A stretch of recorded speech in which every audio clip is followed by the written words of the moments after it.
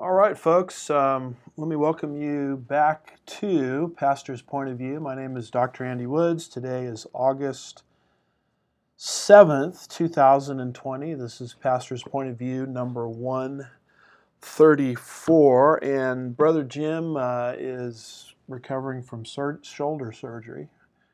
And it looks like he's in a lot of pain based on some of his Facebook posts. So he's not here today, but fortunately I was able to talk into it at the last minute. Tomalia Bench, who has been with us before. She's a member of Sugarland Bible Church. She has a real heart for political issues, not just national, but local. I mean, you really keep me up to speed on local things.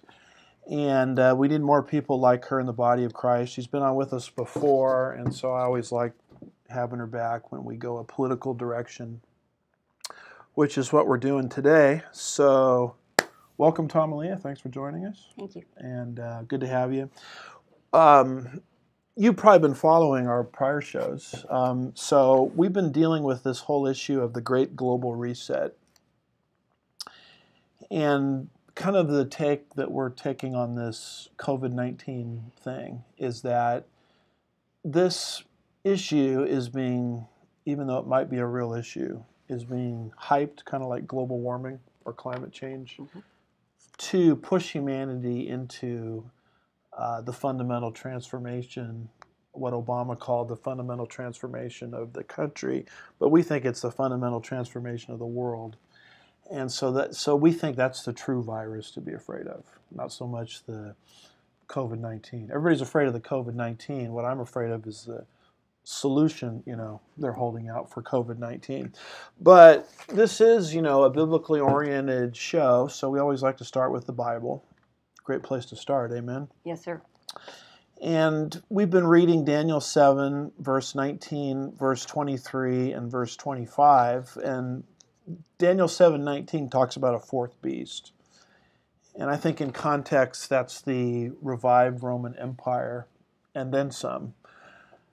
And it talks about that fourth beast coming yet in our future, and it's going to crush and trample down the remainder. And it says at verse 23, as clearly as it can be said, it will devour the whole earth. And then verse 25 says, from that fourth beast is coming a little horn, the Antichrist, in other words, and he will intend to make alterations in times and law. And that's what I would translate that as, is he's going to fundamentally transform the world. And so I believe that he will do that, the Antichrist, and I believe the stage is being set now for that. And we're watching the fundamental transformation of our world now in preparation, I think, for the ultimate fundamental transformation of the world, which is yet future.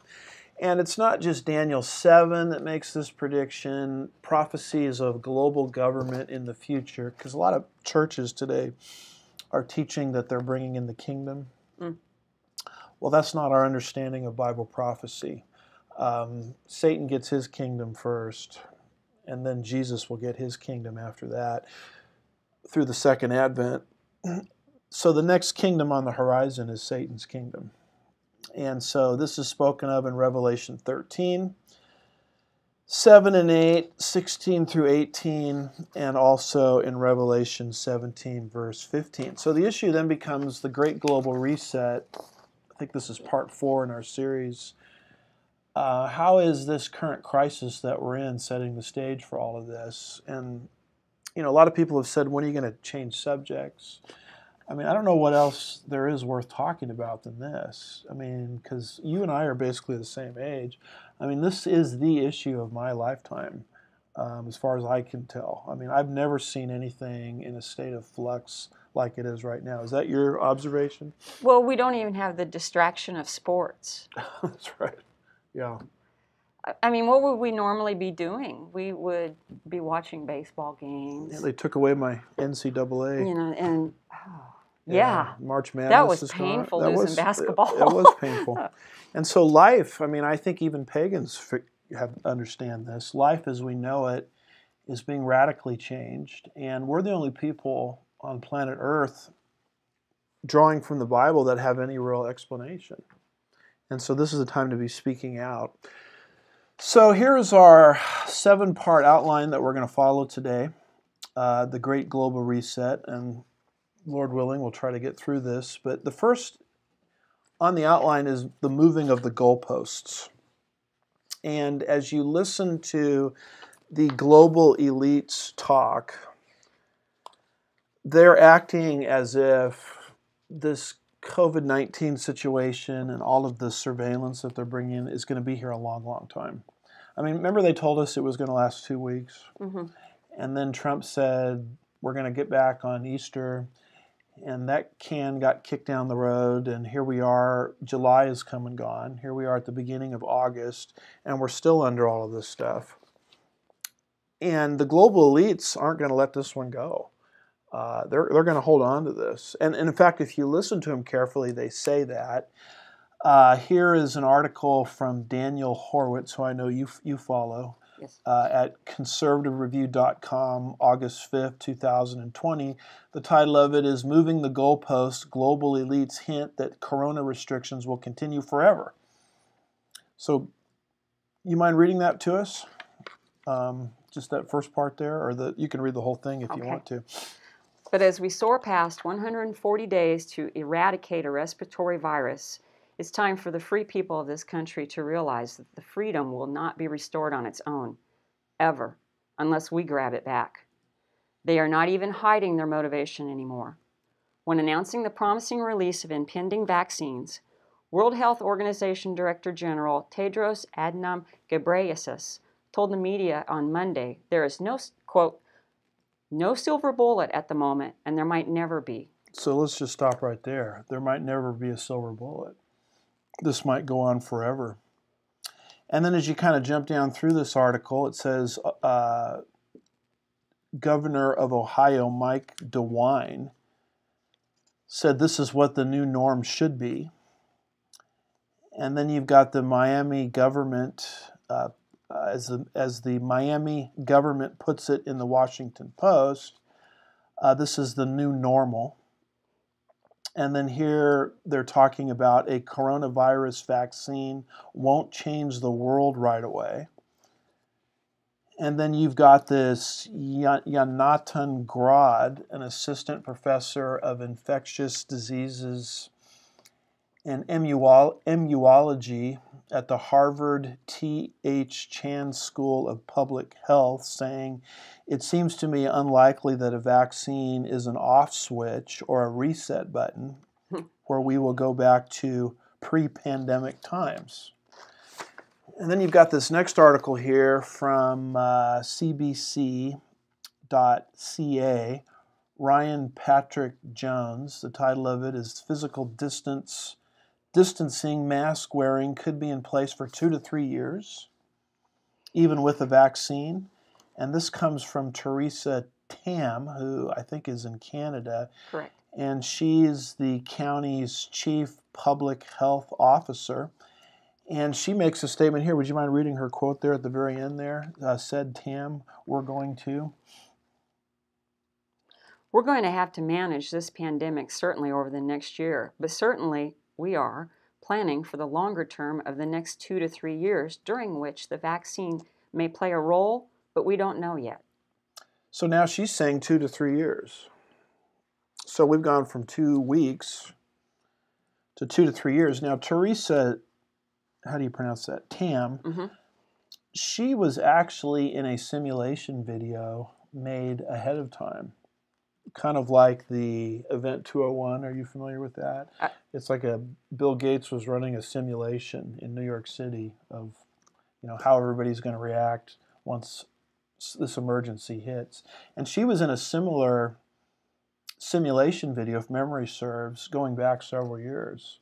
So I don't know what that communicates to you, but what it communicates to me is these folks have been at this for a long, long time. This is part of a well-orchestrated plan. Yes. And that's why this Teresa Tam always attracts my attention when she speaks on this from Canada. She said the surveillance and the lockdown and masks and everything could be in place for 2 to 3 years. So I don't know. I just would entitle that The Global Elites Seem to Keep Moving the Goalposts on this. What do you think about it? I think that's it exactly. Mm-hmm. You know, every time you think you know where the goal is, then they've moved it elsewhere, and now you're scrambling, and so you're constantly off balance. Yeah. And you get the feeling they were disingenuous with us on the front end. And so I think that's another big chapter, you know, in this great global reset is the perpetual moving of the goalposts. So the way I look at it is there doesn't seem to be any light at the end of the tunnel as far as these people are concerned. And kind of continuing on here, one of the things I want to communicate today is that this is something that is happening all over the world. This is not an American phenomenon. This is a global phenomenon. And here is an article from NXG News, and the title of it is Hundreds of Protesters Aiming to Lock Down Brixton. Hopefully I'm pronouncing that right.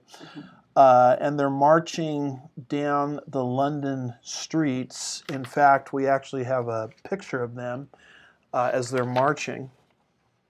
They look like an ornery crowd to me. They look like they're fighting age. And if you look at their fists very carefully, see how their fists are clenched. Mm-hmm. And the way this looks to me is a Black Lives Matter rally, except this isn't happening in the United States. I don't think protesting over George Floyd, maybe they are indirectly, or they're using George Floyd's tragic death, you know, as sort of a vehicle to promote their own agenda. But this could easily take place today in an American city, and it's not taking place in an American city. It's taking place across the pond. And when you start looking at this and you look at the similarities between this and what's going on in the United States, how can anybody escape the conclusion that this issue of systemic racism that they're crying foul about allegedly and wanting reparations? You know, reparations, of course, is we're going to take money from someone, you know, who never owned a slave and give it to someone who never was a slave. To me, it's just sort of a code word for redistribution of wealth. Every time I hear, you know, systemic racism and reparations, I just think the word Marxism. And they're crying out for this, which is another word for Marxism, not only in the United States, but on a completely different continent. And it's kind of eerie when you think about this, that this is not just an American issue. I mean, this is globally going on across the world. And there's an article on this that I introduced a little earlier, but would you mind reading that article to us? I think it's just a paragraph or so. Yes. Hundreds of demonstrators brought Brixton to a halt as they marched through London to mark African Emancipation Day. I thought that was just an American issue. Yeah. No, there it is in London. I'm sorry to interrupt you. The coalition of action groups led by Stop the Mangamizi, We Charge Genocide, Ecocide, and the African Emancipation Day Reparations March Committee took the drastic action to make themselves heard in a bid for reparations from the UK government. Responding to the event, Mr. Farage said, quote, "Terrifying scenes in Brixton today, a paramilitary-style force marching in the streets. This is what the BLM movement wanted from the start, and it will divide our society like never before," end quote. So this is not Portland. This is not Seattle. This is Brixton. And what are they marching about? This militant group, African Emancipation Day. They want reparations. To the point where Nigel Farage is saying this is what the Black Lives Matter wanted from the start, except it's not happening in America. It's happening on the other side of the pond. So this is global, isn't it? Wasn't it Great Britain that led the emancipation? That's a good point. I think that was actually, if my history is right, William Wilberforce, you know, who was a big part of that. And it's like this mindset that, you know, we don't really care what progress a culture has made. You know, we want to pretend like that progress has never been made, and we want reparations. And so nothing will satisfy this movement other than reparations, which is just another way of saying redistribution of wealth. And if we fall for that, we're, as far as I can tell, not even into socialism anymore. We're into full-blown communism. I think it's unfortunate that forgiveness is not in their vocabulary. Yeah, forgiveness and restitution isn't either, because we've done certainly a lot for restitution. So this is a worldwide phenomenon. Now we have this, and that's why I had this United Nations slide number 8 insignia, just to communicate the idea that this is something that's happening all over the world. It reminds me also of something called contact tracing. Now you know what that is because I see you smiling there. Here's an article from It's Official, Gateway Pundit, Joe Hoft, July 30th, 2020. It's official, America is following China's lead. So apparently contact tracing is something that China has already done. China, of course, being a communist country. Contact tracing is here. Say goodbye to freedom and say hello to state control. So contact tracing is this idea that you got something on your phone. Mm-hmm. By the way, did you do your phone update? Did you notice that maybe you didn't do it, but if you do an update, you'll see that the contact tracing thing immediately shows up when you go to settings. Now, they don't give you permission to put it on there. It just shows up. Yeah. And what they say is, well, you can turn it on and off at will. Well, how about not having it on there at will? They don't give you that option. So it's on my phone whether I like it or not. Yeah. I've got it, of course, marked in the off position. But it's this idea that if I go to a restaurant or if I fly in an airport and somebody else on the same plane or in the same restaurant had COVID-19 symptoms, now my life comes under scrutiny because maybe I'm a carrier of COVID-19, asymptomatic COVID-19. And if anything is going to bring in world control faster, I'd like to know what it is. Because as this thing, reaches full force, we're into maximum global control. In fact, in this article, there are 16 things that are mentioned about COVID-19 that will take away our freedom. And a lot of people may look at contact tracing, as if it's no big deal. But would you mind reading through those 16 things for us from this article? Yes. Number 1, of course, Johns Hopkins offers contact tracer training connected to the scary overboard coronavirus chart.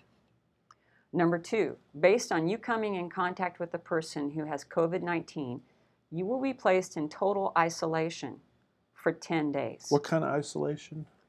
Total isolation. Number 3, if you have no way of not sharing a bathroom, you will need to be isolated. I had a comment on that one. Please, go for it. That's why we have you here. I think that is a disparate impact on low-income households. Oh, there you go. Because I think that they're generally in older housing that doesn't have the modern luxury that we see of like one restroom for every bathroom, for every bedroom. Yeah. So why aren't they screaming out racism here? Right. Or screaming out, you're not caring for the poor here? Yeah, the rich. Yeah. Anyway, number 4, if you are quarantined, you will be isolated for 14 days. So in other words, if I'm on the plane with someone with COVID-19 and they determine, and how would they know that? Because of my phone app tells them that. Then I'm automatically isolated for 14 days if they think I have any symptoms at all. And maybe they'll isolate me even if I'm asymptomatic. I mean, 14 days is a long time. Yes. What does that do for your business if you're a small business owner? I think it would destroy it. Anyway, I keep interrupting you. No. I mean, so now I get the next one, number 5. Mm-hmm. A contact tracer will take care of your kids, but you cannot leave your house. In the introductory, it indicated that the city of Chicago was hiring 600 tracers. Uh-huh. So I'm thinking that 600 tracers taking care of kids, that's going to be a limit right there. Mm-hmm. Okay. And where do they take your kids to? And what are they feeding them physically and intellectually while you are in isolation. How interesting. Yeah. Number 6, if you eat at a restaurant and someone was found with COVID, you will be quarantined. Number 7, big government will video conference you and review your place to make sure you are isolated. Now, if big government is gonna video conference me while I'm in a place of isolation, does that not invite a camera into your home? I don't know how that can be done, absent a camera. You've got the Constitution there. I don't see anything in the Constitution about government bringing cameras into your home. Looks like you're open to Amendment 4. What does that say? The right of the people to be secure in their persons, houses, papers, and effects against unreasonable searches and seizures shall not be violated. Yeah. And no warrants shall issue but upon probable cause, supported by oath or affirmation, and particularly describing the place to be searched and the persons or things to be seized.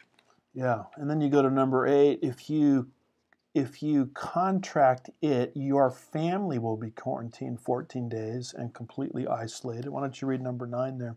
If you are on a train, at work, or in a restaurant, then everyone near you will have to be quarantined. And keep going. Number 10, they say this is voluntary, but will arrest you if you don't comply. Number 11, you could be quarantined again and again and again. See, once you go through your 14 days, it's not over, because you may have some, maybe the disease just hadn't surfaced completely. And so your whole life is now being micromanaged. Number 12, training encourages contact tracers to know you are doing this for the greater good. Yeah, so this is for society. It's like that lady, remember that lady that got thrown in jail in Dallas for opening her salon? Mm-hmm. And remember the judge was trying to make her apologize to society? This whole thing is being promoted for the common good. And continue, please. Yes. Number 13, the government will mandate you to take vaccines. Now, Alan Dershowitz has already said the Constitution won't protect you for that, even though the amendment you just read, I think, says otherwise. Number 14, Apple phones are now upgraded to manage your phone for COVID contact tracing. And I checked, it's on my phone. Okay. And 15? Number 15, in India, you have to show your app before getting on a train or taking a flight, etc. And number 16, New Zealand has a code that will clear you based on your app status. So there we have it. Now, what's interesting about this contact tracing, and we've done shows on this before, so this isn't new to people that follow us, is this contact tracing, like the Black Lives Matter issue, is happening all over the world. For example, we have this article from Breitbart, Robert Kraychik, August 1st, 2020, Justin Trudeau of Canada, leader of Canada, said this: Canadians should download government coronavirus contact tracing app. So, he's very far to the left, as we know, and he's promoting this contact tracing and downloading the app. Do you mind reading that article to us? The federal government of Canada released a contact tracing app Friday, available on both Google's Android and Apple's operating system mobile platforms. The COVID Alert is currently available in Ontario, with expected availability across the remainder of Canada's provinces and territories by summer's end. Canadian Prime Minister Justin Trudeau encouraged Canadians to download the COVID Alert app on Friday. Canadians can and quote, Canadians can and should download it today, he said at a press conference. I downloaded the app this morning, and I encourage you to do the same, end quote. Notice the emphasis on today. Kind of like the Bible, today is the day of salvation. Today is the day of the COVID-19 contact tracing app. I don't know, and people sometimes think I'm reactionary, but when I see something like this, how do I not think of Revelation 13:16 through 18, where it says, of the beast he causes all, the small and the great, the rich and the poor, the free and the slave, that would be everybody, right? Mm-hmm. To be given a mark on their right hand or forehead. Now, you might argue, well, this is just your phone, it's not your right hand or forehead. Well, not yet. And he provides that no one will be able to buy or sell. Isn't that what we just learned? That you can't get on the train? New Zealand, was it? India. India, you can't get on the train without this. He provides that no one will be able to buy or sell except the one who has the mark, either the name of the beast or the number of his name, etc. We all know verse 18. That's the famous 666 passage. But is it a stretch to say that this contact tracing is one of the many streams that are currently in existence in our world that is setting the stage for Revelation 13, 16 through 18 like never before? And you ask Hank Hanegraaff this question, and Hank Hanegraaff said, what he does is he just calls us names because he believes that Revelation 13, 16 through 18 is meant to be understood allegorically. So we're stupid for even making the connection and connecting the dots, But I am of the persuasion that God means what he says and says what he means. I don't think we ought to be surprised that these things are happening. God said this is how human history will end. So this contact tracing, what they want to do with it is worldwide, just like the reparations movement, which promote one world communism, is worldwide. And in fact, I ran into a couple of tweets talking about what some of my friends in Victoria, Australia, are experiencing. I've had a chance to minister to there a couple of times, wonderful people there. And look at what's happening right now. We're not even dealing with the United States. Look at what's happening in Australia from this tweet from Alex Rodriguez. Do you mind reading that? State Premier Andrews said an additional 500 unarmed military personnel will deploy to Victoria to assist police and almost 3,000 troops in ensuring self-isolation orders are being complied with, as well contact tracing, testing, checkpoints. So checkpoints are being erected to make sure that you have the immunization passport. And once the vaccine comes out, they keep talking about this vaccine. Right. How many vaccines are there going to be? We don't know. But you're going to have to show some kind of, proof that you've been vaccinated. And God knows what's in that vaccine, whether it's aborted baby parts or even microchip technology, which allows them to track us even more. Now they're unleashing the military in Victoria, Australia, to make sure people that are under self-quarantine continue under self-isolation. Here is another screenshot of a tweet by Jody Lee. And what is she? Do you mind reading that to us there? Victoria has 439 new COVID-19 cases, 21,000 tests done yesterday, 456 Victorians in hospital, 38 Victorians in ICU, 11 new deaths, all in aged care, 1,186 active cases in aged care. Yeah, and read the enforcement that she talks about. Enforcement, 3,000 door knocks conducted. More than 800 people weren't home. Exercise now banned for people isolating. So how do you exercise? I guess you just sit on the couch and eat ice cream bars all day. I mean, I probably could go for that myself, but you couldn't as a former runner. But so your running is gone. Okay. Yeah. 500 plus ADF coming to Vic, meaning Victoria. Yeah, Victoria. Close contacts of known cases will be door knocked randomly too. New 4,957 Australian dollar fines for individuals who breach isolation. Yeah, so she's just reporting on the enforcement that's being unleashed in Victoria, Australia. So we're dealing with things in Canada, we're dealing with things in London, we're dealing with things in Australia, we're dealing with things in the United States, all coming together simultaneously. So this COVID-19 issue is not just an American issue. Black Lives Matter is not just an American issue. This is a global phenomenon. And this is what we mean by the global reset. You know, how COVID-19 is being strategically used to push us in the direction of world government. And that would explain the whole issue of censorship, which takes us to Roman numeral 3, unless you have some comments on Roman numeral 2. No, I think it can stand on its own. Yeah, Roman numeral 3 is censorship. In other words, what we're living through now is data is being taken away from your average person that would contradict the narrative.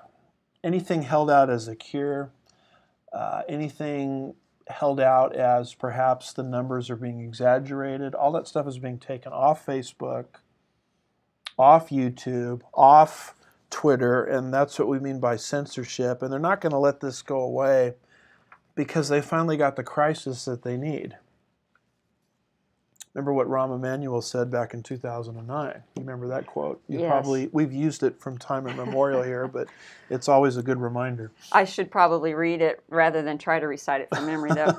You never let a serious crisis go to waste. And what I mean by that, it's an opportunity to do things you think you could not do before. So government, he's admitting here, loves a crisis. Because when a crisis hits, whether it's a real crisis or a manufactured crisis or a exaggerated crisis, the latter of which is what I think we're in, everybody is afraid. And when you're afraid, you always acquiesce to the authority that promises to resolve the crisis for you. And that's where we are now. That's why they're not going to let this go, because they've got people worked up into a total state of fear. So anything that would detract from that narrative, they just purge it. They take away information from the people. In fact, is this a legitimate crisis or not? Here's this article from the Daily Mail. The title of it says, "The Land with No Face Masks. Holland's top scientists saying there's no evidence coverings work and warn they could even damage the fight against COVID-19," by Ian Burrill. Looks like August 1st, 2020. Do you mind reading that paragraph to us? The nation's top scientists, having examined key data and research, have declared there is no firm evidence to back the use of face coverings. Indeed, they argue that wearing the wretched things may actually hamper the fight against disease. Yeah. Quote, "Face masks in public places are not necessary based on all the current evidence," quote, said Cone Behrens, spokesman for the National Institute for Public Health and the Environment. Quote, "There's no benefit and there may even be negative impact." See, when scientists come out saying this, their credibility is attacked. They're a quack. I've watched them do that to Judy Mikovits, who wrote the book. I think the title of it is Plandemic. Actually, it might be a movie, come to think of it, Plandemic.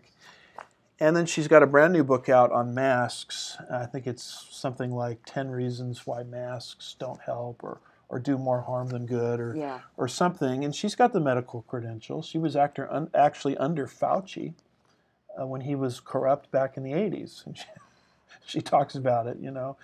And so any type of information like this, you're a clown, you're a quack, you're dismissed, your credibility is taken away. And if they can't do that, then they'll just take your information off YouTube. This is I don't know if I want to call this the new censorship, but to me, when someone is deprived of hearing evidence, I mean, isn't that what a free, thoughtful person does? In any decision you make, buying a car, buying a house, you've got pro and con, existing pieces of data, and that's how we make decisions. And what they're doing here is they're not even allowing the data to be heard anymore. And that, to me, is evidence that we're moving aggressively towards one world totalitarianism. What say you? Well, they're only giving the evidence that supports what they want you to conclude. And I'm of the opinion that when you allow a person to draw a conclusion, they're more reluctant to give up that decision. So when they're providing all this information to the public that is one-sided, then the public is very reluctant to move away from that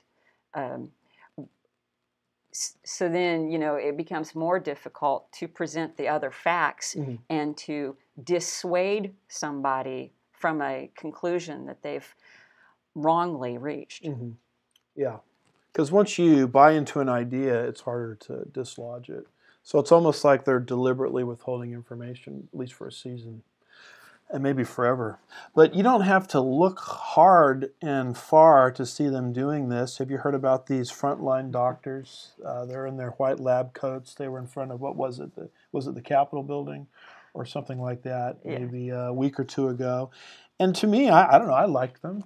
They seem to be articulate, and they're just giving evidence why COVID-19 is not what it's cracked up to be, and they're actually advocating this potential cure. How do you pronounce that?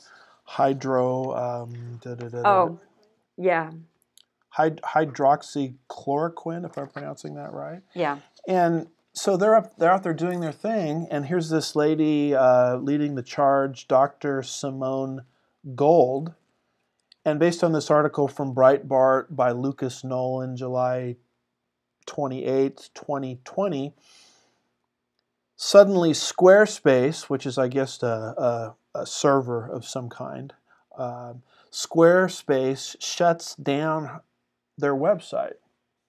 I mean, they don't start their own website to refute what they're saying. That would be fine. But they just shut her website down. What does that paragraph say? Do you mind, from the Breitbart article?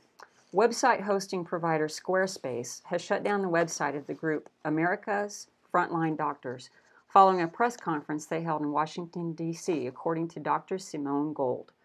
According to a screenshot posted by Gold, the web hosting service shut down the group's website for, quote, activity that's false, fraudulent, inaccurate, or deceiving, end quote. Do you want me to continue? Well, I just want to put up this screenshot because this is her screenshot from her thread, from her Twitter feed, where she's complaining, that her website was taken down. And what did she say there? Wow.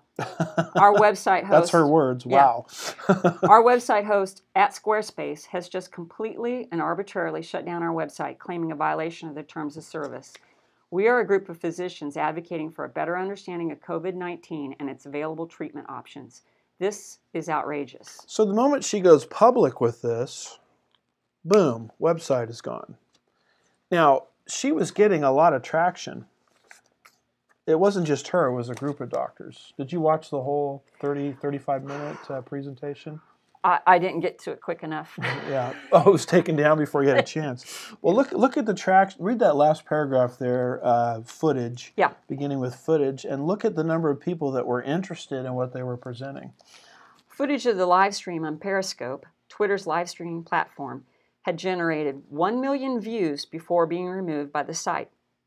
Footage on Facebook had accumulated over 17 million views within 8 hours and had 185,000 concurrent viewers at the time it was streamed. On YouTube, a clip from the event received 80,000 views before being removed by the platform for violating YouTube's community guidelines. See, nobody complained about them violating these community standards a second before they did that press conference. But once they did the press conference and once it was recorded and it started to go viral, 1 million views. On another platform, 17 million views. 185,000 concurrent viewers streaming it. I know. Those numbers are just off the charts. And the moment that happens, boom, her website is gone. And, I wouldn't have a problem if someone wanted to start their own website and say they're wrong, A, B, C, D. And let us, as big boys and girls, weigh the data like we do under any other decision and determine who's right. But we're living in this climate where it's just a whole stream of thought is censored. And by the way, the reason there were 185,000 concurrent views is because folks can't get that information from that vantage point from any other source. It's being deprived from them. And so anything that contradicts this management by crisis narrative, they just attack and destroy. And not only that, this lady, Simone Gold, a Los Angeles physician and founder of the group America's Frontline Doctors, lost her job. So A, your website is gone. And B, your job is gone. And this comes from an article from the New American by Selwyn Duke, August 4th, 2020. The title of it is Soviet America, Doctor Fired for Questioning Government COVID Line. And that's just a paragraph or so. Do you mind reading that to us? As in the old Soviet Union, scientists rejecting the government narrative in our nation are now being erased from public view. That's a great characterization, erased.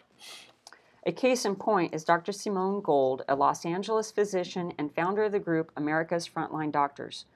Gold was recently fired from her job for, she says, appearing in a viral White Coat Summit video in which she and other physicians touted hydroxychloroquine as a COVID-19 treatment. In fact, we're now apparently in the grip of COVID-1984. Prior to Gold's firing, the video was scrubbed from big tech platforms, notably from Google, Facebook, YouTube, and Twitter, the evening of the day it was posted, July 27, after having received, according to CNN, more than 14 million views. Yeah, keep reading there. Next, Gold said her website was taken down by its hosting company, Squarespace, ostensibly for violating terms of service. It appears to be back up, hosted by a different entity now. Shortly afterwards was when the process of airbrushing her out of current events resulted in her firing, an event she discussed Thursday on Fox News' Tucker Carlson Tonight. And the article had a video with it. You can watch her appearance on Tucker Carlson, Fox News. Quote, I'm a board-certified emergency physician for 20 years, and in fact, it seems like until 5 minutes ago I was considered a hero, and people would be clapping and glad that I was doing what I was doing, Gold told host Tucker Carlson. And when the video came out and I was summarily fired for appearing in it, what was told to me is an embarrassing video. Yeah, so boom, website, 5 minutes after going viral. Website gone, job gone. You know, it reminds me of the Ben Stein movie. Did you see that? Called Expelled, No Intelligence Allowed. And yes. It goes through the narrative of what different creationists go through in academia when they give any hint that God may have created the heavens and the earth. Their fellowships dry up, their career opportunities dry up, their tenure, is denied, or I guess in some cases taken away. And it's like this with the global warming. You can't challenge that narrative either. And now that's how it is with COVID-19. So if you have any credibility and facts on your side, if there's a threat of anybody listening to you, job gone, website gone, career gone, discredited, and is this not the type of he will change the alterations in times and laws, that Daniel predicted is on the way? First Amendment apparently means nothing to these people. Free exchange of, I remember, and you remember the old days when liberals used to say, well, if you don't like it, change the channel. Remember that? Mm-hmm. Well, they don't even say that anymore. They just take your channel away. Anyway, what do you think? Well, when I was preparing for this, I went and I checked the pronunciation of this World Health Organization Director General Tedros Adhanom Ghebreyesus. And what I found when I was looking for him was that the computer was autofilling for me. You know how to autofill when you type? Yes. And so when I got about halfway through his name, it was popping up Marxist, tweets, and when I finally did settle on one to go to, it told me that he is an international malaria expert. And you know what hydroxychloroquine is? I don't know much about it. It's an anti-malaria drug. So, you were talking about moving the goalposts and the censorship. These doctors, they're putting out information that this gentleman should know. Because he's an anti-malarial expert, and then they're coming along and telling them that they're violating terms of service by giving out fake information. It's just unbelievable. So if anyone would be least qualified to call it fake, it would be him that studies in the same area, is what you're saying. Yeah. Yeah, well, and he started out by telling us we didn't have a silver bullet. And Right. yet here are these doctors saying, this medicine works. Well, they sure don't want people to know about that. They're bending over backwards to make sure that people don't know about it. Now, why won't they give up this issue? This takes us to numbers 4, 5, and 6. Without this issue, we can't have unhinged behavior. Without this issue, we can't have the war on the church. And without this issue, we can't trash separation of powers and other cherished constitutional doctrines. So let's talk about unhinged behavior. Here's an article from the Gateway Pundit. It's called Unhinged. Actually, we've got about 3 screenshots on this. Unhinged, Wisconsin teachers, I couldn't believe this when I saw this, plant fake tombstones. I mean, don't teachers have anything better to do? Plant fake tombstones to represent kids dying if schools are reopened in a state with 0 COVID deaths under the age of 19 by Jim Hoft, August 3rd, 2020. What's going on there? Do you mind reading those 2 sentences? Yeah, unhinged Wisconsin teachers today planted several fake tombstones to protest the reopening of schools. The unions believe kids will die from the Chinese coronavirus if they attend school. So they're planting these fake tombstones. What are we in August? School hadn't started yet, but they're putting up these tombstones, I guess, on school property saying this is what's going to happen to all these kids if they come back to school in late August, early September. In spite of the fact that Wisconsin, where they're doing this, is a state with 0 COVID deaths under the age of 19. Now, Rand Paul, Kentucky, right? Is he Kentucky? Yeah. I mean, he's a doctor. Granted, he's like, an ophthalmologist or something like that. Yeah, I've lost track of. But he's got some smarts, in terms of medicine, much more than, we would have.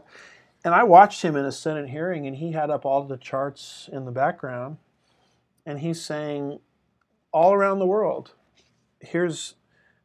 there's no threat, virtually, statistically, no threat at all to kids going back to school. Kids, for whatever reason, have higher immunities. It's mostly elderly people that are affected with this. And so all this stuff about we got to shut the schools down, I mean, that's just hysteria. It's unhinged behavior. And these teachers, out here, to me, what they look like, if we can bring up the Bible for a minute, is the prophets of Baal. Remember how they were? Yeah, they were so sincere. They were cutting themselves, and Elijah was making fun of them. In fact, one Bible translation says maybe your God is sitting on the toilet and he can't hear you. You know, and you can cut yourself all you want, but the facts aren't on your side. The fire never fell, and that's what these people remind me of. I mean, it's just unhinged hysteria, and it's a complete waste of taxpayer money to have them out there putting fake tombstones on school property. Here's one of their tombstones they made. Here lies a 3rd grade student from Green Bay who caught COVID at school. And here's another one that says, "Rest in peace, Grandma." And we're going to drag Grandma into this. Caught COVID-19 helping grandkids with homework. So it's going to kill Grandma too. And then you have this tweet here put out by Corey DeAngelis, kind of documenting all of this. And what does he say about what's going on with the teachers' unions there in Wisconsin? This teachers' union joined about 10 others and the Democratic Socialists of America in demanding ban on new charter schools, ban on private school choice, ban standardized tests, police-free schools, more federal funding. Now, we know they don't want charter schools and educational choice because that would be competition. I mean, that's been a long time. But they don't want standardized tests either. They don't want police in the schools at all. Oh, and of course they want more funding. That's the answer to everything. And I guess my point is, without this issue that they have, people would look at this as just unhinged. But now they've got this issue and they think they're justified in their hysteria. Well, and, back to the point about using a crisis. Yeah. Scott Walker was the governor of Wisconsin, Mhm. and he's had a showdown with this teachers' Yeah. union before. Right. They did over $1 million worth of damage to the state capitol building when they came in and they were protesting. Wow.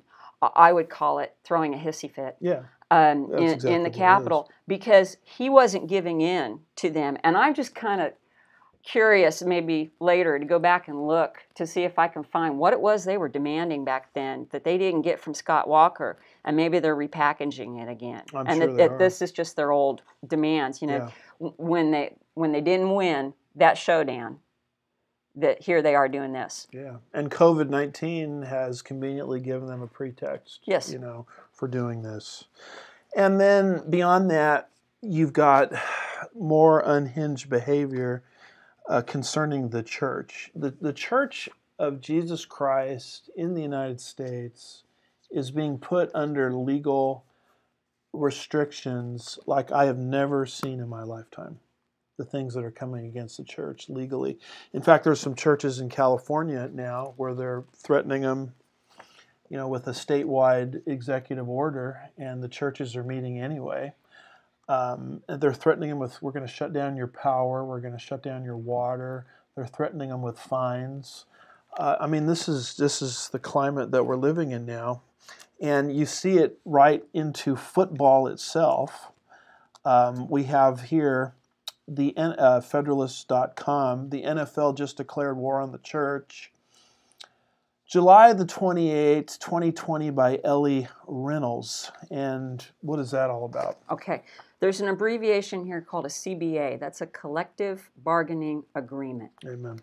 A deal reached by the National Football League and the NFL Players Association bans players from attending any indoor church services that are above 25% capacity. Multiple sources told NBC Sports on Saturday. As with more typical CBAs, players can face fines if they don't comply with the restrictions on church and the other activities listed.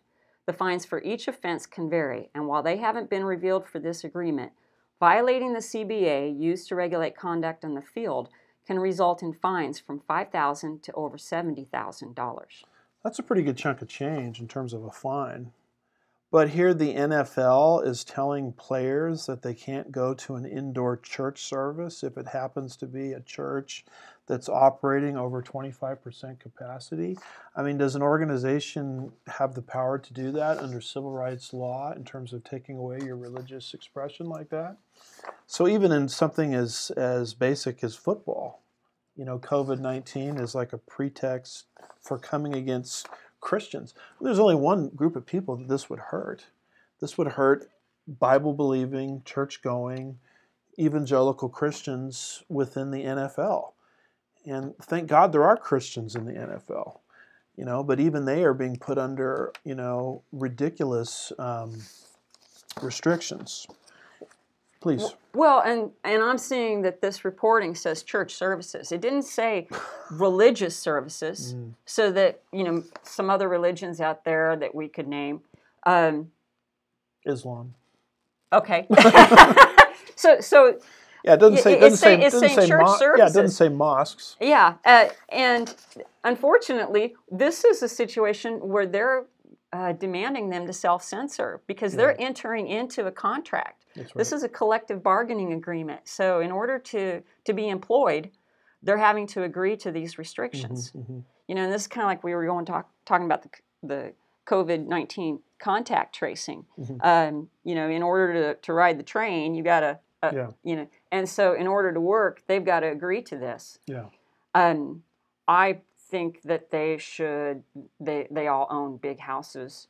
They should have their own church. They should have home churches. Yeah, we've got some NFL chaplains we could bring forward. And then you have this article from LifeSite News, July 27th, 2020, written by one of my favorites. I've watched and followed him for a long time, Gary Bauer, who's kind of a long-time voice in the pro-family movement. And he's talking about a recent Supreme Court case. It was actually a decision not to hear a case. And the title of it is Nevada Casinos Can Open at 50% capacity, but churches are limited to 50 people. So we're going to treat because of COVID-19, a casino with one standard and a church with a completely different standard, which makes absolutely no sense. But read that to us if you could. Late Friday, the Supreme Court rejected an appeal challenging Nevada's onerous restrictions on in-person church services. While the state has allowed businesses such as casinos and movie theaters to accommodate customers up to 50% of normal capacity, the state has capped in-person church services to no more than 50 people, regardless of the church's capacity. It's an obvious double standard by the state and an outrageous decision by the Supreme Court. The 4 left-wing justices voted exactly as expected. Sadly, Chief Justice John Roberts, appointed by President George W. Bush, joined them and continues to become more unreliable. This issue proves yet again just how important the courts are. Thankfully, 4 justices were willing to overturn Nevada's discriminatory order. In a brilliant dissent, Justice Neil Gorsuch declared, quote, "In Nevada, it seems, it is better to be in entertainment than religion. Maybe that is nothing new, but the First Amendment prohibits such obvious discrimination against the exercise of religion. The world we inhabit today with the pandemic upon us poses unusual challenges, but there is no world in which the Constitution permits Nevada to favor Caesar's Palace over Calvary Chapel," end quote. So basically, Nevada passes, I think this was an executive order, if I understood this right, relating to COVID-19 and how many people you can have in public places. And Caesar's Palace, the restrictions didn't apply in the same way they applied to a church. Must be a really smart virus, by the way. Yeah. It knows how to work at Caesar's Palace, but it doesn't know how to work in a church. It can weave its way through those one-armed bandits. Yeah. Is that what they call them? Yes, that's right. And here Gorsuch writes a dissent against the Supreme Court's unwillingness to even take the case. And he has this classic line.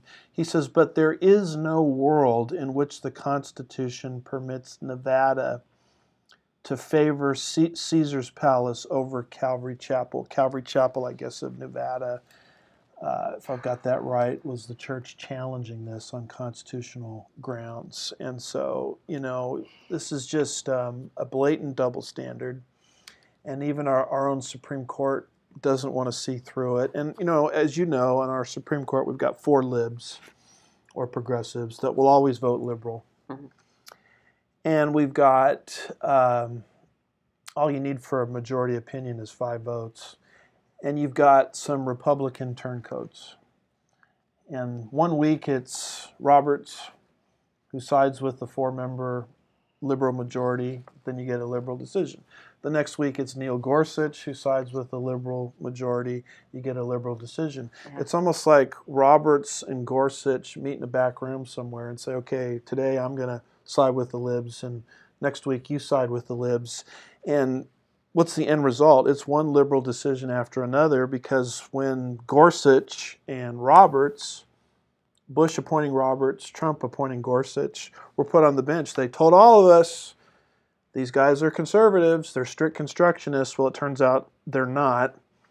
And those 2 are actually the most powerful people probably in the United States, because they can shape the direction of our country constitutionally just by siding with the liberals at will. It's what Kennedy, a Reagan appointee, did over and over again. Now here Gorsuch is the good guy, because he writes this wonderful dissent, but there is no world in which the Constitution permits Nevada to favor Caesar's Palace over Calvary Chapel. A couple weeks ago, he was the bad guy, yes, because he's the one that sided with the liberals to, rewrite the Civil Rights Act of 1964 so that it encompasses transgenderism, and we covered that on this show.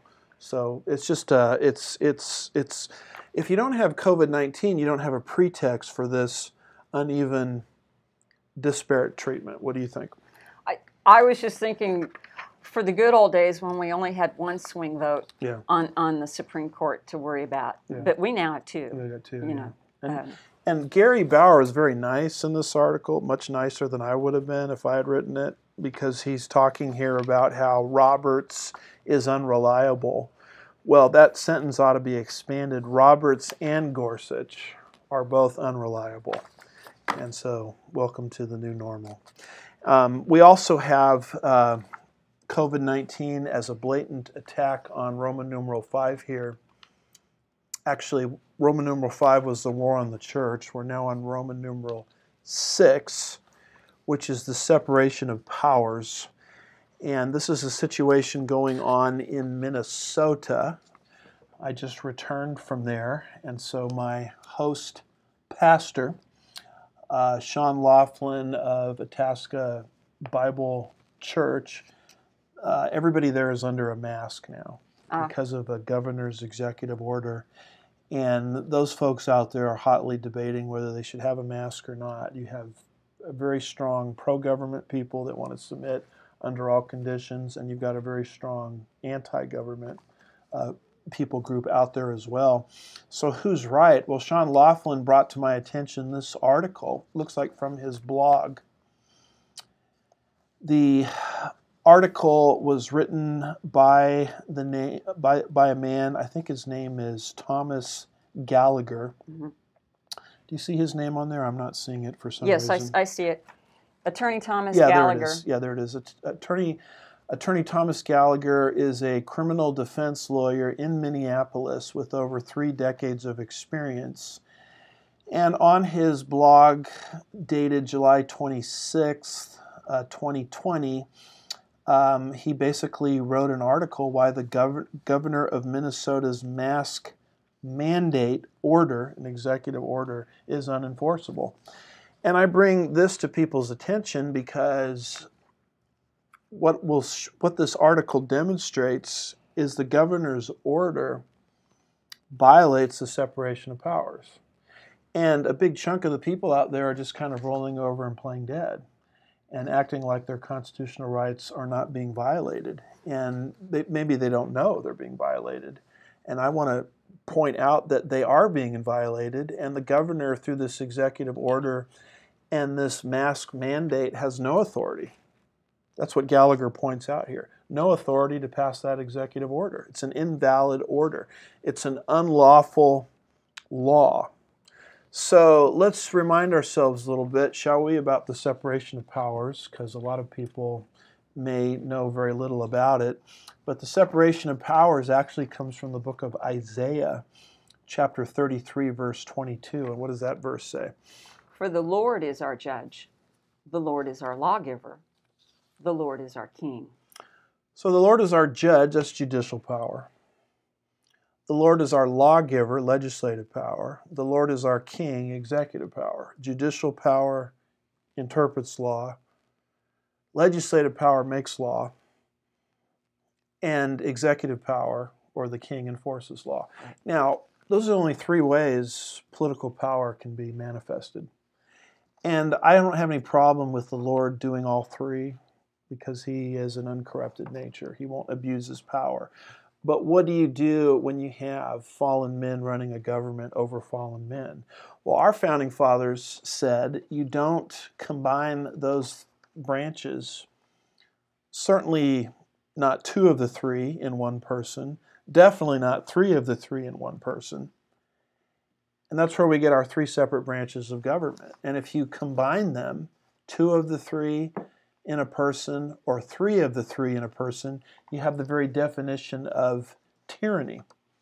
And this is what James Madison said in Federalist Paper number 47. Remember, the Federalist Papers were basically written to the citizens of New York, published in the newspapers, explaining to the citizens of New York the new Constitution so that New York would adopt the Constitution. Right. And Madison says something incredible here in Federalist Paper number 47 concerning this basic idea of the separation of powers. What does he say there? You mind reading that? The accumulation of all powers, legislative, executive, and judiciary, in the same hands, whether of one, a few, or many, and whether hereditary, self-appointed, or elective, may justly be pronounced the very definition of tyranny. See, if you don't have 3 different branches of government, an executive branch, legislative branch, judicial branch, and let's say you have an executive legislative branch, someone that does both, then they say you've got the very definition of tyranny. Now, what is disturbing me most, I would have to say, of all the issues related to COVID-19, what is disturbing me the most is the governors passing these mandates. Here's how big your church can be. Here's whether you can sing or not in your church. Here's whether your church can take communion or not. Here's how large your church can be, etc., etc., etc. Everybody needs to have a mask on. If you're in a public place, you've got to have a mask on. I mean, who exactly is, because these are laws. Right. Well, who's creating them? Not the legislatures. The governors are creating them. So you're putting in the hands of the executive branch of government law-making power. And that is the very thing that Madison warned about in Federalist Paper number 47. And that's what's pushing us in the direction of tyranny. And that's the very thing that's happening in Minnesota, according to this Gallagher piece. Before we get to the Gallagher piece, I was making some general comments on the Constitution. I saw you ruffling around there. Yeah, well, I was ruffling over here and because I thought I had the quote about men aren't angels. Oh, well. That's number 51, Federalist Paper number 51. Yeah. You can find it in there, but the basic quote, I think it's also Madison. Yeah, because it was the same thing. But looking at this, or elective, one of the things is that... Or elective, yeah. That so many of these governors are saying, well, there was an act passed by the legislature which allows me emergency powers. That's what's going on in Minnesota. But see, this is saying that even when the legislature passes an act that's now going to accumulate power to the executive, they themselves are allowing or creating tyranny. Yes. So even the acts that they're trying to draw from are themselves flawed, and they're unjust laws that shouldn't have been passed. Yeah, I like what you pointed out. Or elective, Madison says. So even if an elected representative merges the two, which is what's going on right now, because governors, executive branch, are creating laws out of thin air which micromanage our lives. I mean, there's no debate.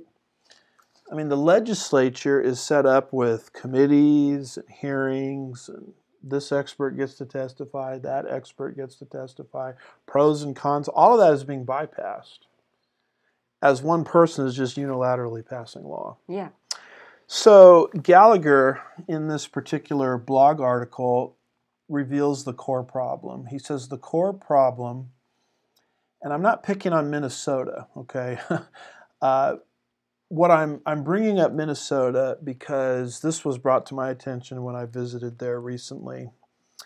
And I'm bringing up Minnesota because I'm afraid that the pattern in Minnesota is being replicated everywhere through this COVID-19 situation.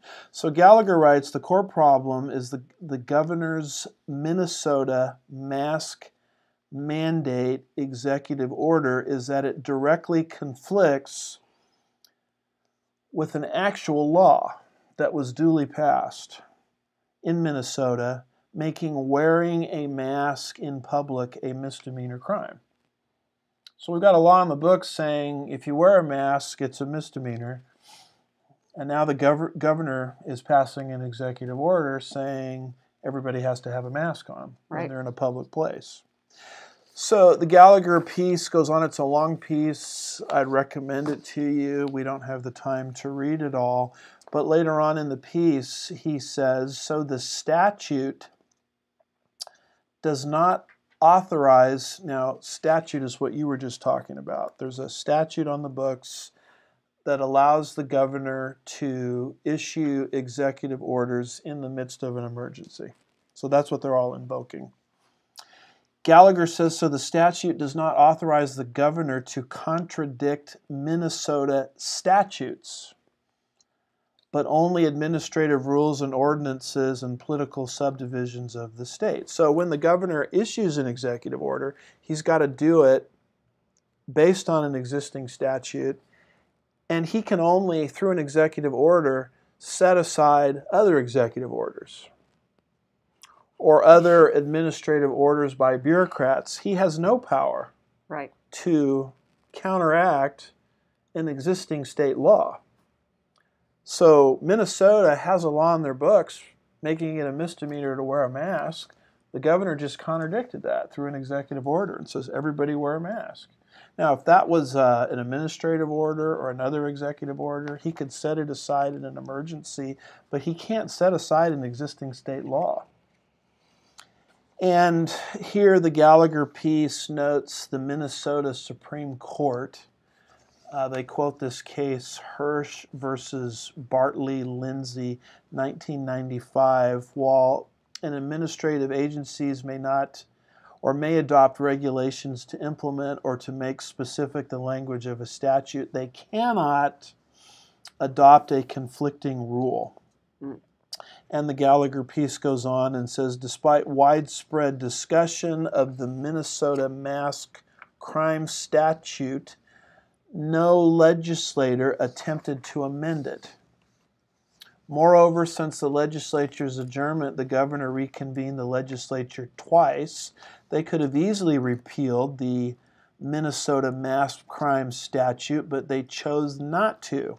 Instead, so far as the legislature still convenes to continue the public mask wearing crime statute, even during the COVID-19 response 2020. So the legislature has had ample opportunity to get rid of the former conflicting law. And they've actually met a couple of times to do that, and they never did it. So what you've got there in the state of Minnesota is a situation where an executive order contradicts an existing state law, and Gallagher is basically saying that executive order is unlawful. He concludes its basic legal flaws are, 1, the administrative order attempts to assert authority not delegated by statute, and number 2, the administrative order or the executive order contradicts and conflicts with a statute, the mask crime statute. So he made an executive order and it's contradicting an existing state law. Therefore, his executive order is null and void, and the people of Minnesota are just kind of rolling over and playing dead and acting like nothing's wrong. Yeah. They're accepting the tyranny. Yes. Now, we do that too. Yeah. And I'm not picking on Minnesota. I'm afraid that what's happening in Minnesota is being replicated many, many places. And I think most people may not even recognize this as tyranny. But is it not tyrannical? Yeah. I mean, is it not what Madison was warning about in Federalist Paper number 47?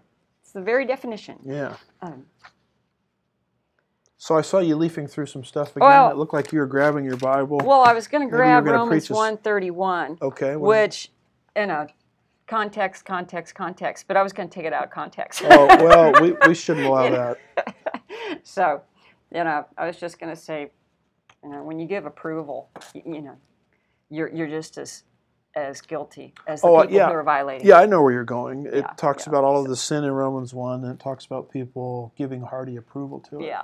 So when we acquiesce to tyranny, we're, in a sense, voting for tyranny. Yeah. Well, let's look at the very last part of this. This takes us to Roman numeral 7, other losses of freedom.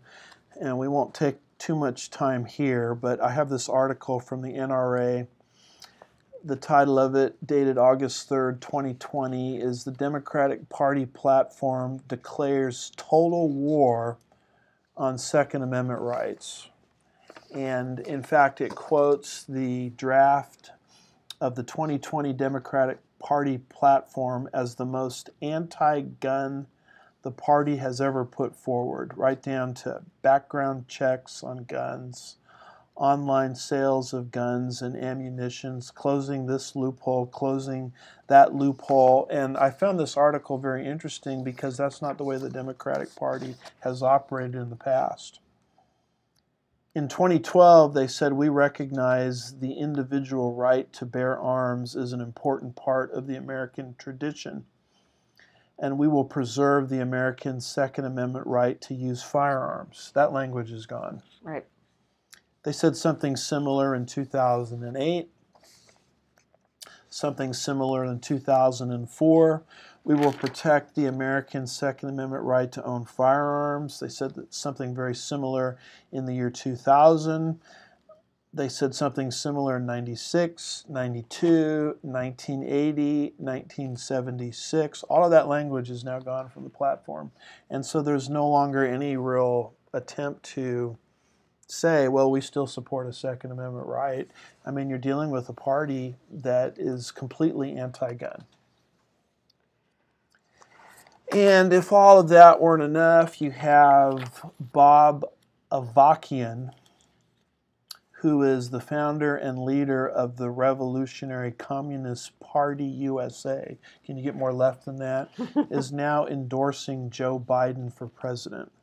And so I have this under the category of other losses of rights. You know, as the COVID-19 issue is brewing, we've got other losses of rights right there on the horizon. And it's all coming together almost like the perfect storm, you know, simultaneously. So, you know, that's really all I have, Tomalia, in terms of the Great Global Reset, you know, the moving of the goalposts, the fact that this is a global phenomenon, the censorship that's happening, this issue necessary for unhinged behavior, the war on the church, the attack on the separation of powers, and if all of that weren't bad enough, other losses of freedom, you know, which seem to be on the horizon. Do you have anything? You had some notes there by way of conclusion. Hopefully you can end us on a positive note, because I have a pretty good ability to describe the negative. Did you want me to read this passage or close with that? Well, I like to close with that? Daniel 2. Okay. You know, Daniel 2 is that stone cut without human hands, you know, that basically is going to shatter the Antichrist empire and grow and grow and grow till it fills the whole earth. So I like to use that because it shows us that, yeah, dark days are on the horizon, but in the end, God wins. In fact, Daniel 2, I'll just read this, then you can make your remarks. Okay. Yes. Daniel 2, 44 and 45 says, in the days of those kings, the God of heaven will set up a kingdom which will never be destroyed, and that kingdom will not be left to another people. It will crush and devour and put an end to all these kingdoms, but itself will endure forever. Inasmuch as you saw the stone was cut out of the mountain without hands, and that it crushed the iron, the bronze, the clay, the silver, the gold, the great God has made known to the king what will take place in the future. So the dream is true and its interpretation is trustworthy. Translation, evil gets its day in the sun, but God in the end wins. And so that's what allows us to have hope in these hopeless times where the world that we're living in seems to be, it's like sand shifting beneath our feet. Well, and we're not called to win. We're called to stand firm. And so when we see this compilation of the losses of our freedoms, as we're going through there, I see a lot of submission and acceptance of these things. Mm-hmm. And so I would like to encourage everyone to remember that all we have to do is stand on the truth. Mm-hmm. We don't have to fight. And so, one, I would say focus on our task, stand firm, resilient, and resistant. And so I would encourage people to engage in public comment when they can. And maybe we can talk about that a little bit more. But Proverbs 4:25 says, let your eyes look directly forward and your gaze be straight before you. So we don't get distracted away from the task. This is one of the things I learned as a runner, is you don't look back behind you, because then you'll trip and you slow down. So you look forward. And then also in Philippians 1:27, we're told, only let your manner of life be worthy of the gospel of Christ, so that whether I come and see you or am absent, I may hear of you that you're standing firm in one spirit, with one mind, striving side by side for the faith of the gospel, and not frightened by anything by your opponents. This is a clear sign to them of their destruction, but of your salvation, and that from God. So we just need to stand on the truth. And then the second thing I would say is, then we are under attack. We see that's the end goal, is the attack on the church. Mm-hmm. So we need to protect, especially our children and our youth, as we see, that education is just being thrown away.